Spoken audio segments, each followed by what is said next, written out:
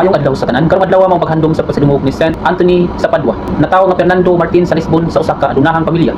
Misulod sa Abbey of Santa Cruz sa Coimbra, Portugal sa edad nga 15 aron magtuon sa teolohiya ug Latin. Gibati ang usa ka lig-on nga pagtawag. Sa ulahi miapil siya sa Franciscan Order ug gikuha ang ngalan nga Anthony. Ang iyang misyonaryo nga buluhaton nagdala kaniya ngadto sa Morocco. Apan ang sakit nagpugos sa iyang pagbalik sa Portugal. Ang iyang panaw sa pagbalik mikuha sa usa ka wala damha nga turno. Mitong pa kaniya sa Sicily. Sa wala pa siya may puyo sa San Paulo Hermitage sa Tuscany. Atol sa pagbisita sa mga prailing Dominicano, si Saint Anthony nagpahayag og usa ka wala tuyuha apan gamahanang sermon nga nagpadayag sa iyang natural nga talento sa pagsangyaw. Kay nakadayeg sa iyang mga hiyas si San Francisco sa Assisi. Mitugyan kaniya sa edukasyon sa mga praile. Di pagkabahandi nga basahon sa mga salmo ni Saint Anthony. Gikawat nga niadto apan sa ulahi gibalik sa usa ka mahinulsulon nga baguhan ug karon gipreserbar sa Bologna.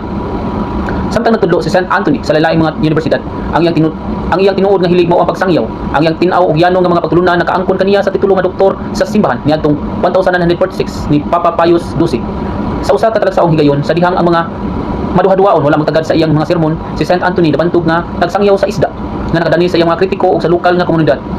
Si Saint Anthony namatay sa batan-ong edad nga 35 ug gikanunay sa paglabay sa usa ka tuig ni Pope Gregory XI. Si Saint Anthony gipasidunggan sa tibuok kalibutan nga adunay daghang mga milagro nga gipanghinungod kaniya. Usa karong adlaw ato handumon si Saint Anthony halang sa pagpasidungog ug pagpakitabang sa pag-ampo ngadto sa Dios. Nga sama kaniya mahiyapil unta kita sa panon sa mga gilang nga mga santos. Saint Anthony di Padua, iampo mo kaniya.